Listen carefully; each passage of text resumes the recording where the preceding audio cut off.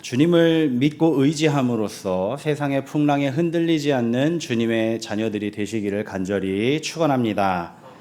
자, 우리 기도에 관해서 집중적으로 이야기를 나누고 있었는데요. 올해 들어서 이제 벌써 6개월 가까이 이제 기도에 대해서 집중적으로 이야기를 나눠봤습니다.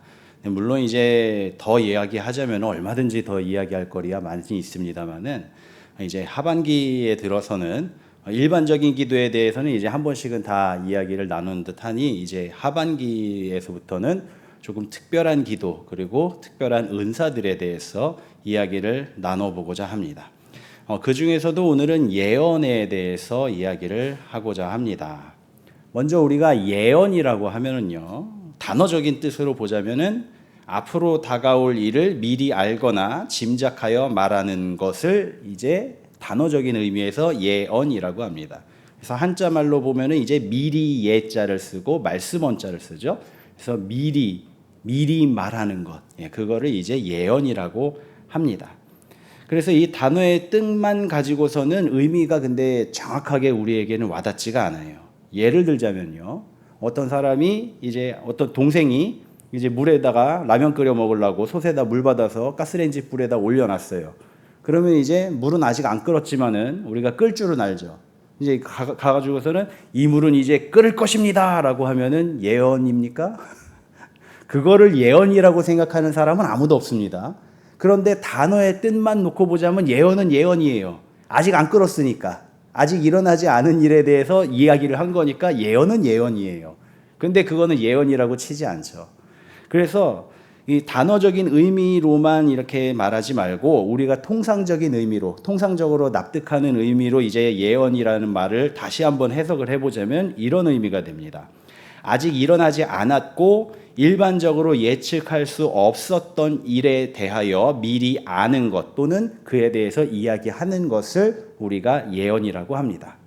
자, 아까 전에 동생이 이제 라면 끓여 먹겠다고 이제 솥에다가 물 받아서 올려놨는데 형이 지나가면서 쓱 보면서 뭐 라면 먹으려고 그러면서 왜 또 10이야? 그러고 얘기하면 너 그 물 끓여도 라면 못 먹어. 그러고 이제 방으로 들어가 버렸어요.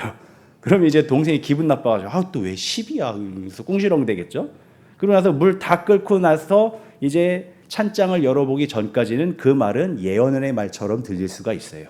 앞일을 아직 예측하지 없었던 일에 대해서 얘기를 했으니까. 그런데 이제 다 물이 끓어가지고 이제 라면 넣으려고 찬장을 열어봤는데 라면이 없는 걸 보면은 형이 먼저 다 먹어버렸구나라는 걸 알고 이제 속이 부글부글 끓어오르겠죠.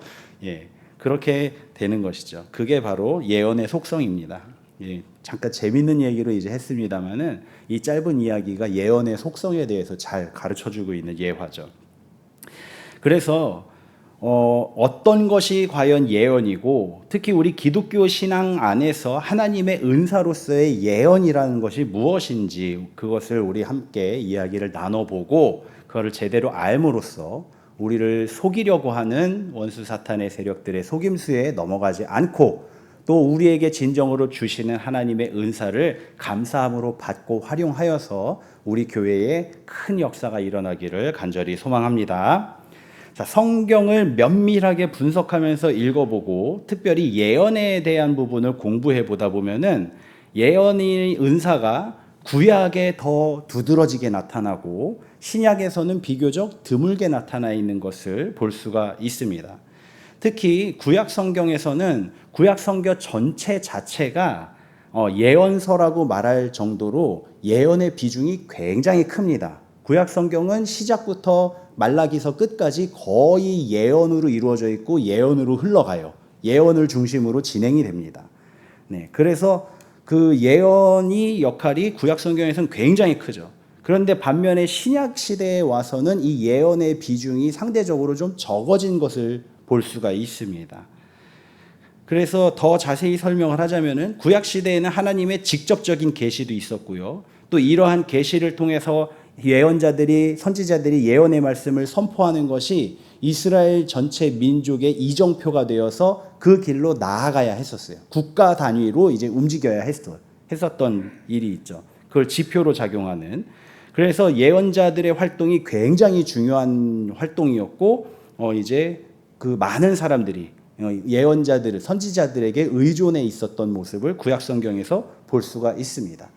대표적인 예로 몇 가지만 살펴보면은 이제 사울이 나귀를 잃어버려서 아버지가 기르던 그 나귀를 한 마리 잃어버려서 그 나귀 찾으러 돌아다니다 못 찾죠. 그러고 나서 이제 일주일이나 벌써 찾아 헤매는데 못 찾았으니까 일단 집에 가자라고 할 때에 마지막으로 요 동네에 저 앞 동네에 선지자가 있다고 하는데 우리 예언의 말씀이나 한번 들어보자라고 하면서 이제 조그만한 예물을 준비해서 찾아가는 이야기가 기록되어 있습니다. 그래서 그때 만난 게 사무엘이었죠. 그리고 거기서 이제 나귀 찾아달라고 얘기하려고 갔는데 네가 이스라엘 왕이다라는 예언을 들어버리죠. 그런 이야기가 진행이 되는 것을 볼 수가 있습니다. 또 이제 이스라엘의 여호사밧 왕이 아합의 권유로 이제 길르앗을 정벌하러 같이 갑시다 해가지고 이제 가려고 할 때에 여호사밧도 아합에게 이제 권유를 하죠. 좋습니다. 장인어른이시니까 장인어른 하자는 대로 우리가 다 해야죠. 그런데 잠시만요. 근데 우리 하나님의 예언의 말씀을 좀 듣고 나갑시다. 그래서 예언자들을 초청을 하죠. 400명의 예언자들이 모여서 예언을 하는데 나가십시오. 승리할 것입니다. 예언을 합니다. 그런데 이제 이 사람들밖에 없습니까? 딴 사람 없습니까? 그래서 이제 미가야를 불러오는데 미가야는 이제 너네 전쟁 가서 다 죽을 것이다 예언을 하죠. 그런 이야기들이 구약 성경에 기록되어 있습니다. 뿐만 아니라 구약 성경의 마지막을 장식하는 게 누굽니까? 구약 이스라엘 나라의 마지막을 장식하는 게 바로 선지자 이사야와 예레미야 둘이죠. 이사야와 예레미야가 남북 이스라엘 유다 왕국의 멸망쯤에서 이스라엘이 회개하고 하나님 앞으로 돌아가야 함을 끊임없이 고백하면서 예언의 말씀을 선포하던 사람들이 바로 그 두 선지자들이었습니다. 그래서 예레미야, 이사야서도 구약 성경에서 굉장히 비중이 크죠. 그런 모습들을 볼 수가 있습니다. 이처럼 구약에서는 예언과 예언자들의 활동이 매우 핵심적인 역할을 감당을 했습니다. 그런데 신약에 들어와서는 예언이 하나님의 은사의 하나로 여겨지면서 그 역할이 매우 제한된 것을 우리가 살펴볼 수가 있죠. 그래서 간단한 표로 볼 수 있게끔 제가 정리를 해봤습니다. 구약과 신약의 예언을 표로서 비교해 보면 이렇게 됩니다. 먼저 출처는 사실은 거의 같은 이야기입니다.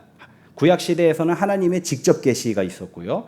또 신약 시대에는 이제 성령의 은사를 통한 계시가 있습니다. 근데 원론적으로 따지고 보자면 둘이 같은 거기는 합니다만은, 근데 이제 그 출처의 방법도 이제 꿈이나 환상, 또 마음의 감동이나 깨달음 이런 것들이 있고, 구약 시대에서는 특별히 말씀으로 직접 이제 계시해 주는 경우들이 좀 많았다라는 것을 볼 수 있고요. 그 예언의 내용들을 보면 구약 시대에는 민족적 차원에서, 국가적 차원에서 우리가 어떻게 해야 하는지를 선포하는 내용들이 주로 있었던 반면에, 신약에서는 이제 교회나 아니면 우리 기독교 공동체, 신앙 공동체적인 차원에서의 어떤 그런 예언들, 권위와 권면, 위로 또는 회개와 심판의 선포 등이 내용이 주가 됩니다. 또 이 예언을 선포하는 방식은 구약 시대에서는 담대하게 선지자들이 여호와의 말이니라 라고 선포를 했어요. 그 예언의 내용들을 여호와의 말이니라, 그러니까 내 말이 아니라 하나님의 말씀이다 라고 선포를 한 거예요.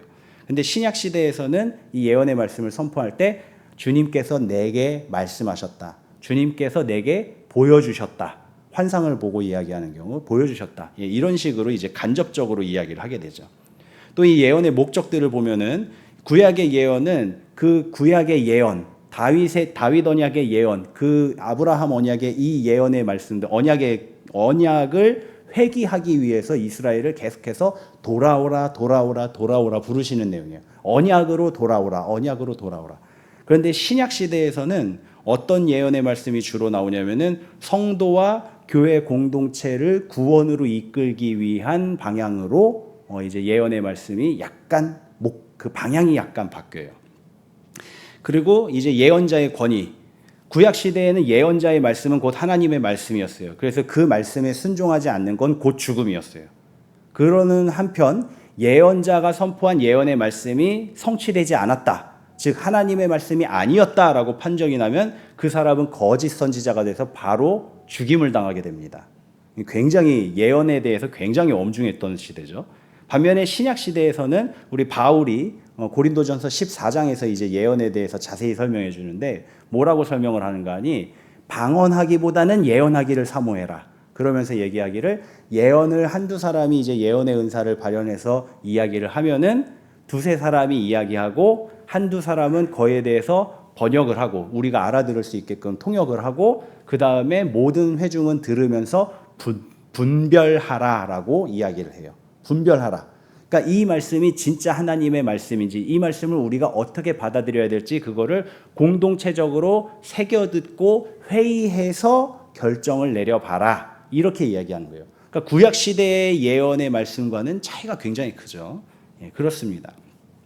그래서 거의 차이가 없이 비슷한 것 같지만은 이렇게 큰 차이가 또 나기도 합니다. 그래서 이 예언의 이제 그 차이가 가장 큰 차이가 생긴 이유가 바로 무엇인가 하니 구약 시대의 모든 예언의 말씀은 예수 그리스도를 통해서 성취가 되었습니다. 그렇기 때문에 구약 시대의 예언의 말씀과 신약 시대의 예언의 은사는 차이가 나는 게 바로 예수 그리스도 때문이에요. 그래서 구약 시대의 예언은 모두 다 약속의 회기, 언약의 성취를 위해서 예언을 했다면은 이제는 신약 시대에는 예수 그리스도를 통해서 완전히 언약이 성취가 됐어요. 그럼 이제부터는 뭐가 돼야 되냐? 예수 그리스도를 통한 구원의 사역이 반복되고 지속되어야 되는 거예요. 그래서 예언의 방향이 바뀐 겁니다. 이게 이제 구약 시대의 예언과 신약 시대의 예언이 이제 차이가 나는 가장 큰 차이죠. 그래서 구약 시대의 예언은 사람들을 직접 인도하는 내용이에요. 이렇게 해라라고 인도하는 내용이에요. 근데 신약 시대의 예언은 어떤 내용이냐면은 예수 그리스도의 가르침과 말씀, 그분의 삶을 통해서 성도의 삶을 비춰보게끔 만드는 게 예언의 역할이에요.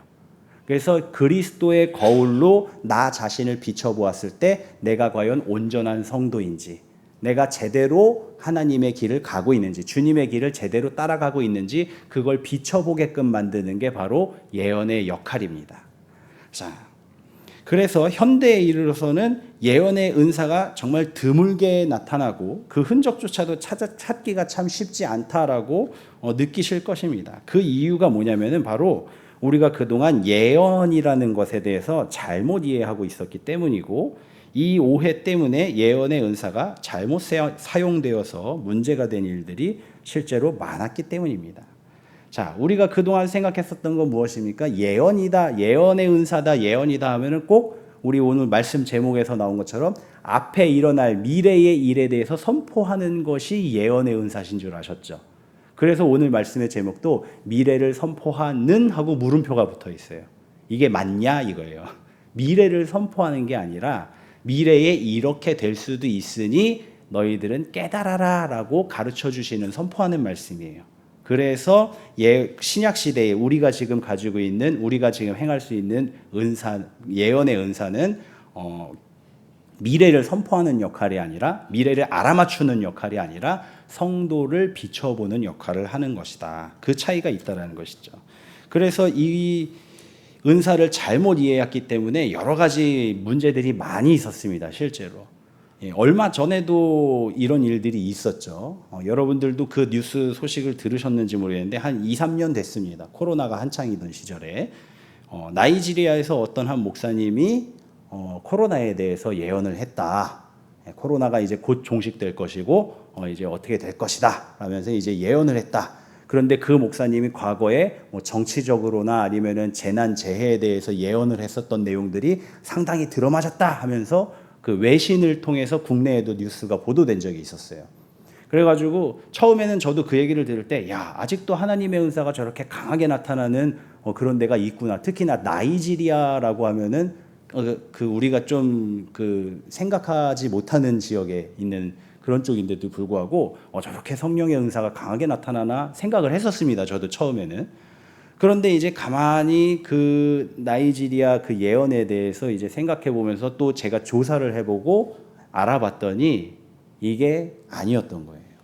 그 선포했었던 거기 나이지리아 그분이 이제 나이지리아에서 우리나라로 치자면 이제 감독 회장쯤 되는 분이신데 그분이 본인 스스로를 이 시대의 마지막 예언자라고 선포를 하셔요. 본인 스스로를. 그러면서 매 시간, 매 설교마다 이런 예언의 말씀을 다 쏟아내는 거예요. 어디에 지진이 있을 것이고, 어디에 폭염이 있을 것이고, 어디에 무슨 사건이 일어날 것이고, 누가 살해당할 것이고, 어떤 폭동이 일어날 것이고, 정치적으로 어떤 문제가 있을 것이고, 계속 예언을 하시는 거예요. 맞던 틀리던. 그러니까 수많은 예언의 말씀을 쏟아내니까 그 중에서 한두 개가 맞아 들어가는 거예요. 그럼 그 맞아 들어간 거 보고서 이거 봐라, 내 말이 맞지 않았냐 그러면서 하나님께서 내게 보여주신 거다 그러고, 안 맞은 것들은 어떻게 합니까? 그거 내 말 들어가지고 피해간 거다 그러고. 그런 예언은 누가 못합니까? 솔직히 말하면. 예? 저도 하겠습니다. 그런 예언은. 그런 예언. 근데 그러면서 결국 그분이 하시는 건 뭐냐면은 자기의 권위를 높이고 싶은 거예요. 이 시대의 마지막 예언자라는 그 타이틀, 명예, 그리고 사람들의 관심, 그거를 원하고 싶은 거예요. 그를 통해서 오는 권력과 명, 부, 이런 것들을 노리고 있는 거예요. 근데 나이지리아의 기독교에 대해서 제가 그를 통해서 조사를 해봤더니 한두 분이 아니래요. 이런 분이. 나이지리아 기독교계는 이런 분이 한두 분이 아니래요. 대부분의 나이지리아 목사님들은 대부분이 주일날마다 이렇게 예언을 쏟아낸대요. 그러니까 거기는 이제 기독교가 진짜 문제가 심각한 거죠. 거기는. 그런 상황에 있다고 합니다. 이게 바로 예언을 잘못 이해했기 때문이에요. 이분들은 예언의 은사를, 그러니까 미래 일을 맞추는 거라고 생각을 하기 때문에 이렇게 막 쏟아내는 거죠. 그런데 솔직히 말해서 여러분들 어느 나라에 재난이 있는 거, 지진이 일어났다, 해일이 일어났다, 그거 맞춰봤자 그게 성도들이 성화의 삶을 사는데 과연 얼마나 도움이 되겠습니까?